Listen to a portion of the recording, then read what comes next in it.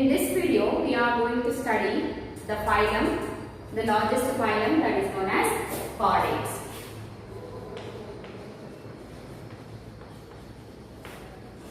Chordates.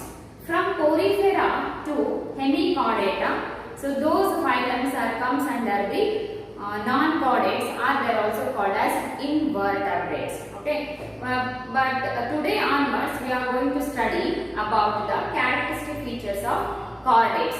Okay, see, lower organisms, these are all lower organisms, invertebrates and non-chordates, what we have called now. Till now we study now, these are all called as lower organisms. Okay, see, during the process of evolution, some changes undergoes slowly, and those organisms show some new characteristic features, and they morphologically they are going to different in their structures. Okay, see, genetically also we can see changes, and also morphologically, anatomically, the changes takes place during the process of evolution. Okay, so the lowest organisms are the poriferans in the animal kingdom. Okay, and after the evolution, the poriferans evoluted and the cylindrids are going to form, and then evolution is gone, takes place, and the organisms are undergo some sort of changes anatomically, morphologically, and they are showing some differences in their characteristic features. Okay, so till we studied Hemichordata, those are all comes under the invertebrates.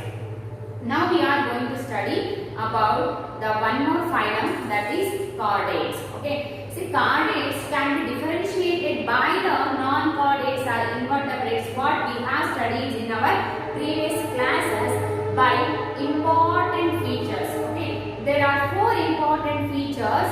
Those features differentiates chordates from that of invertebrates.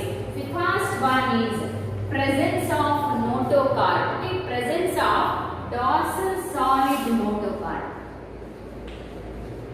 Presence of dorsal solid notochord. So this is one of the unique characteristic feature found only in chordates, and this may be considered as it is a feature which differentiates the chordates from the invertebrates. And presence of nerve cord, presence of dorsal hollow nerve cord. SCENC. Okay, presence of dorsal hollow nerve cord. Okay, and third one is presence of post-anal tail. Post-anal tail. And fourth one is the presence of pharyngeal. Presence of pharyngeal gill slits. See, these are the four important features found in chordates, that these differentiates the chordates from the invertebrates. These features are not found in invertebrates or in non-chordates. Okay, these are the important features. Okay, so this is very, very important. What are the important features that differentiates chordates, found in chordates, that differentiates them from the invertebrates? What are those important features? Presence of dorsal solid notochord. A notochord, it is a solid structure, tubular structure found in the dorsal region of the chordates. Okay, and that is found on the dorsal region of chordates. So that is a notochord, we can see. So this notochord, it is a solid dorsal tubular structure. Okay, found in the dorsal region, and in the embryonic stages we can see in the notochord. So that notochord, it will develops as vertebral column as the organism develops. Okay, as the organism, so notochord is present in the embryonic region. As the embryo develops, so as the development takes place, so this notochord is replaced by vertebral column in adult. Okay, so this is one of the unique feature found in chordates. of dorsal hollow nerve cord. This is found above the notochord. Okay, this hollow nerve cord is found above the notochord and it runs from head region to tail region, from anterior part to posterior part. This is also found in the dorsal region. Okay, and the anterior part develops as brain and the posterior part develops as spinal cord. So this you have to remember. Okay, so this notochord is found in embryonic region and it will develops as or it will converted as the vertebral column as the development takes place in the organisms. Okay. And the presence of this dorsal hollow nerve cord, it is found above the notochord. It protects the notochord, okay, or vertebral column, and it runs from anterior region to posterior region. It is a tubular structure, okay, and the anterior part of this nerve cord it develops as a brain, and the posterior part develops as spinal cord. And the presence of post-anal tail. So post-anal tail is also presence of that also one of the characteristic feature found in chordates. And pharyngeal gill slits. Okay, gill slits are found in the pharynx that are helpful for respiration. Okay, pharyngeal gill slits. See, these are the four important features we can see in case of chordates. See, I draw the characteristic feature of chordates in the form of picture. Okay, see, this is the nerve cord. Okay, so this is the nerve cord and this is notochord. Notochord, it is found below the nerve cord. That means nerve cord is present above the notochord. Okay, and these are the pharyngeal gill slits and this is the post-anal tail. See, these are the four important features we can see in the chordates. Okay, that differentiate those features differentiates the chordates from the invertebrates. Okay, next we shall see the classification of these chordates. Chordates can be classified into three subphylums. Chordates can be classified into three subphylums. See, first subphylum is the Urochordata. Urochordata, okay, and next is the Cephalochordata. Cephalochordata, and third one is the Vertebrata. Third one is the Vertebrata. So like this, chordates can be classified into three different subphylums.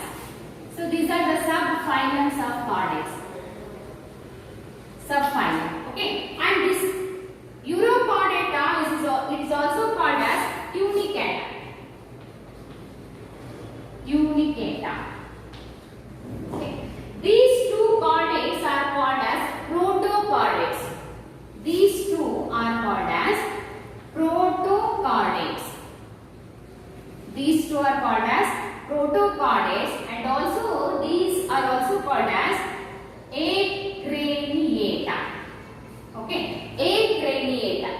These are called as protochordates. These two, Urochordates and Cephalochordates, they are considered as protochordates and also they are called as Acraniata. Okay, because see these Urochordata, these two are exclusively marine forms. Urochordata and Cephalochordata, these are exclusively marine forms. Okay, these two are marine forms and notochord found in case of Urochordata only in the tail region of larva. We can see the presence of notochord. Notochord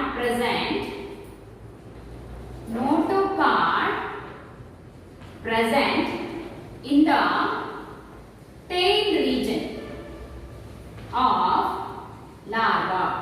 In the tail region of larva. In the larval stage only we can find the notochord, that too at the tail region. Okay, but the adults do not contain tail. Adults lost the tail region. Adults lost the tail region. See, because of the losing of this tail, there is no presence of notochord. Okay,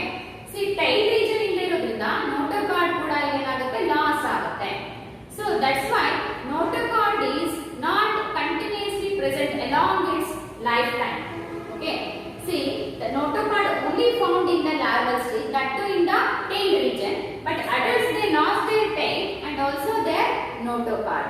Okay. And here what happens in the cephalocordate, notocard is found throughout their life. Notocard is found throughout their life. Okay, see, these organisms, they contain notocard and it extends from posterior to and anterior to posterior region. Notocard extends.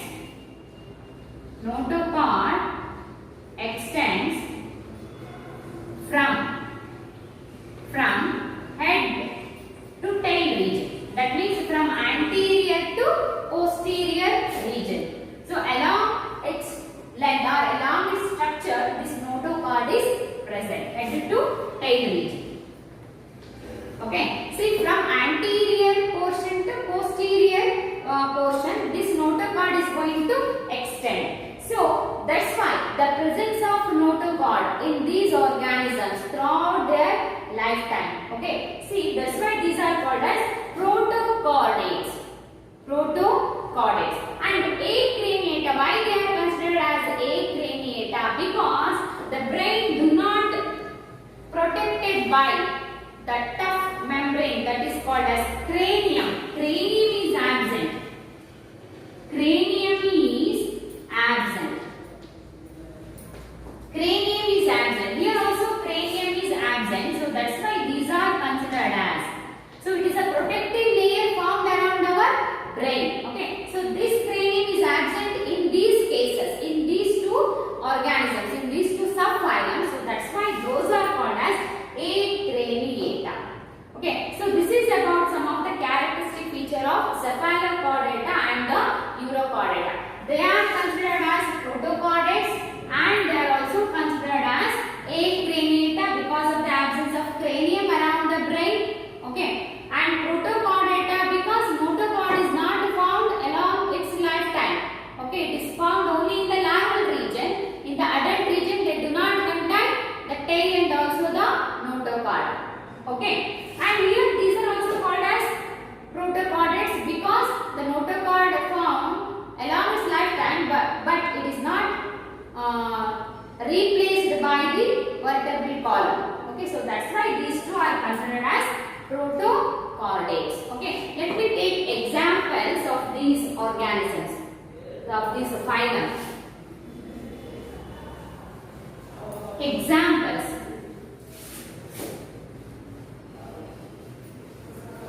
Examples comes under the urochordata are Ascidium, okay, and then Salpa, okay, and then Doliola. So these three are examples for urochordata, and examples for cephalocordata are the Amphioxus,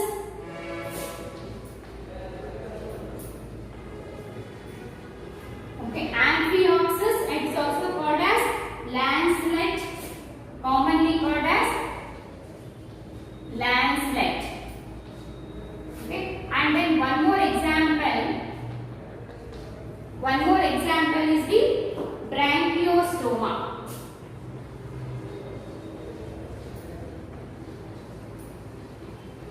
Branchiostoma. See, these two are examples for the cephalocordata. Okay, next coming to the vertebrata. See, when we are studying the characteristic features of chordates, here presence of nerve cord, presence of notochord and gill slits and the posterior tail. These are the unique features. See, not only those characteristic features are found in the chordates. See, chordates also exhibit some features. Those are found in also in the non-chordates. Like these are triploblastic, coelomates. These are bilaterally symmetrical, and these contain ventral heart.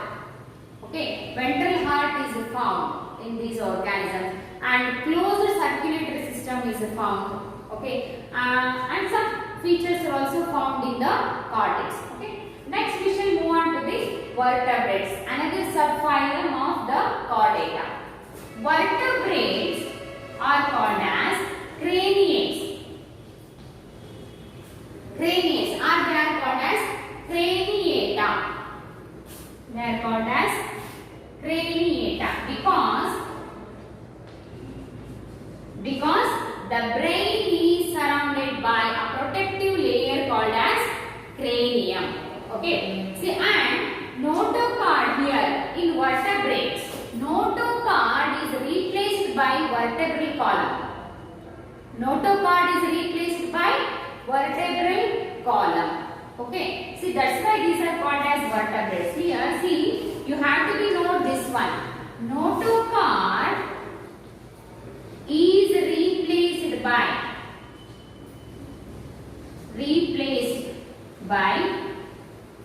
vertebral column during the development of the that organism, particular organism. During embryonic stage, these vertebrates contain notochord. Okay, as the development takes place in the adult stage, this notochord is replaced by vertebral column. Okay, so that's why all vertebrates are chordates. All vertebrates are considered as chordates, but all chordates are not vertebrates. All chordates are not vertebrates. See, this question will come to the examination. Okay, by giving the reason, you have to conclude this statement. They will give the question like this: all vertebrates are chordates, but all chordates are not vertebrates. Justify the statement. Justify the statement. Okay, see, all vertebrates are chordates only because they contain notochord. Okay, but all chordates are not vertebrates. Okay, see, urochordates and cephalochordates, they are considered as chordates, but they are considered as protochordates. There we do not find vertebral column. Okay, notochord is found in those organisms. So that's why they are considered as chordates, not vertebrates. Okay, here notochord is found in the embryonic region and that is replaced by vertebral column in the adult region, in the adult condition. So that's why the vertebrates are chordates, but chordates are not the vertebrates. Okay, so this is very, very important. You have to remember this one. Okay, and these vertebrates can be classified into on the basis of presence or absence of jaws. Presence or absence of jaws. These vertebrates can be classified into two categories. One is agnatha. One is agnatha. Okay, agnatha, and another one is gnathostomata. And it is also called as agnathostomata, gnathostomata. So these are jawless organisms. Jawless organisms. And these are with jaw, presence of jaw. With jaw. Okay.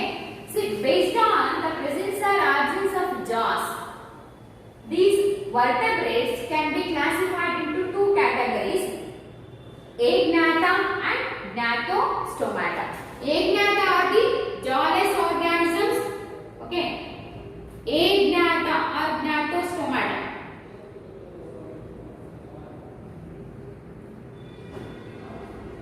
So jawless and gnathostomata. So these are with the jaw. Okay. See, agnatha example. See, these are some. So it is very small phylum. Cyclostomata comes under this class. Cyclostomata. Okay. Cyclostoma or cyclostomata. And here, so based on the locomotory organs, presence or absence of locomotory organs, or different types of locomotory organs, we can classify the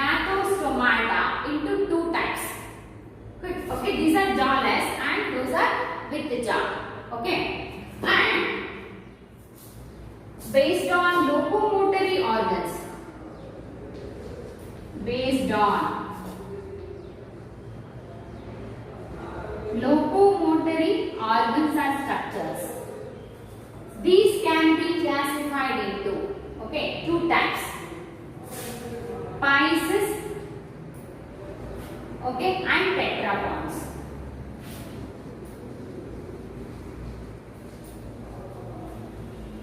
Pieces and tetrapods. So these pieces, they are commonly called as fissures, okay, and their locomotory organs are fins. Fins are the locomotory structures, okay, and these are aquatic. Fins are locomotory organs. These are aquatic in nature. That means they are found in water, they are living in water, and the respiratory structures are called as gills. Gills are the respiratory structures, okay. They are aquatic animals. Okay, here in case of tetrapods, which are the locomotory organs? Limbs are the locomotory organs. Limbs are the locomotory organs, and these organisms are terrestrial. Terrestrial means they are living on land, okay, and the respiratory structures are called as lungs. Their respiratory structures are called as lungs. So these are the main differences we can find in these two subclasses. So these are the subclasses. Subclasses are also called as superclasses. Superclasses of Gnathostomata, pieces and tetrapods. Okay, and again in the tetrapods we find different classes. In the tetrapods we find amphibians,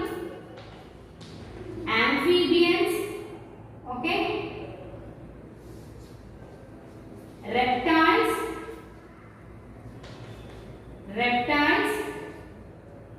aves and mammals. Mammalia, reptilia, amphibia, reptilia, aves and mammalia. See, these are the classes, super classes we find in the class, that is tetrapods. Okay, and again based on the endoskeleton we can divide, see, these pieces into two different classes based on the formation of endoskeleton. Okay, chondrichthyes,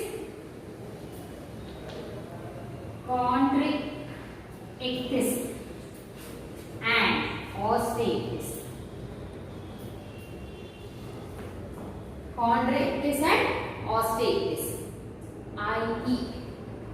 Osteichthyes.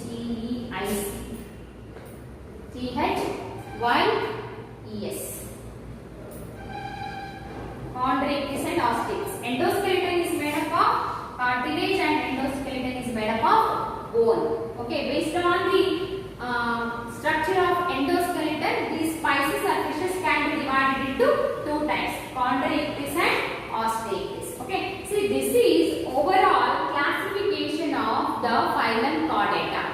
Okay, Chordata, it differentiates from the non-Chordata by four different features, that is presence of notochord, presence of nerve cord and post-anal tail and gill cells. See, these are the four important features we can see in case of chordates.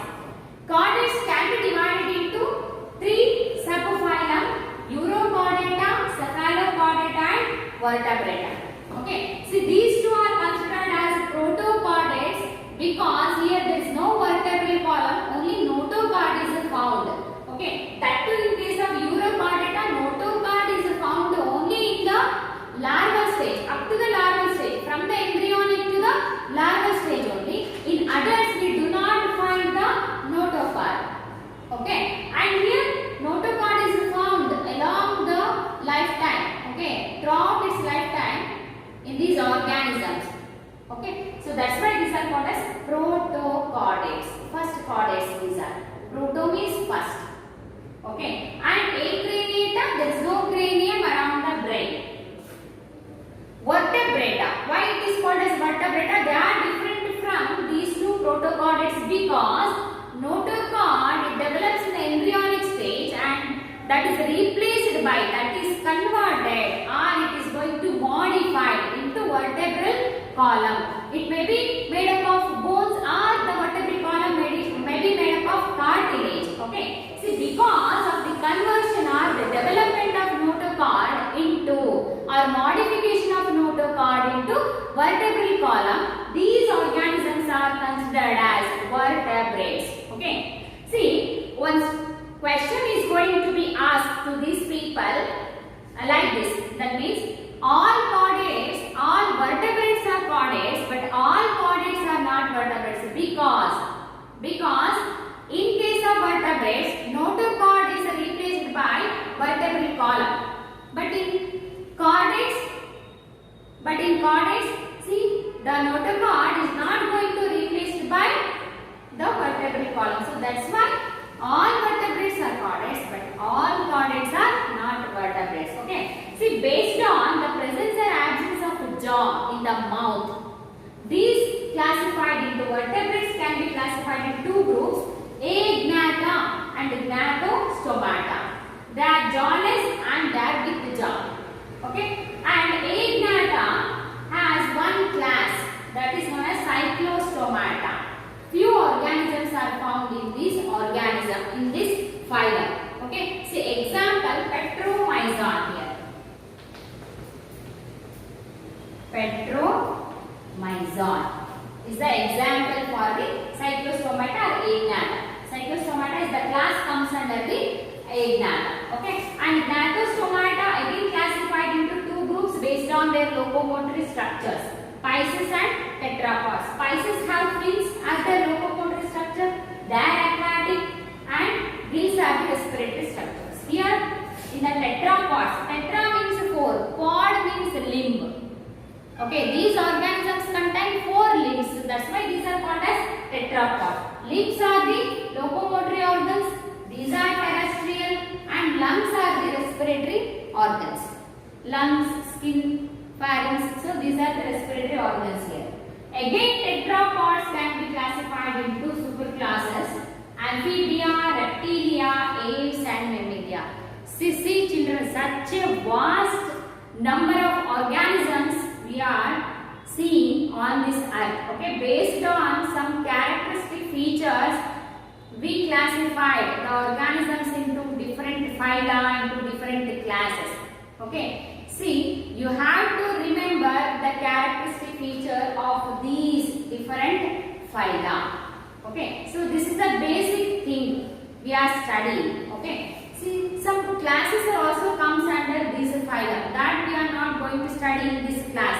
In higher classes, you are going to study the each and every class that comes under the this main phylum. Okay, so keep on reading. So if you are going to read regularly, then only you are going to remember all these things for a long time. Okay, keep reading. Okay, thank you.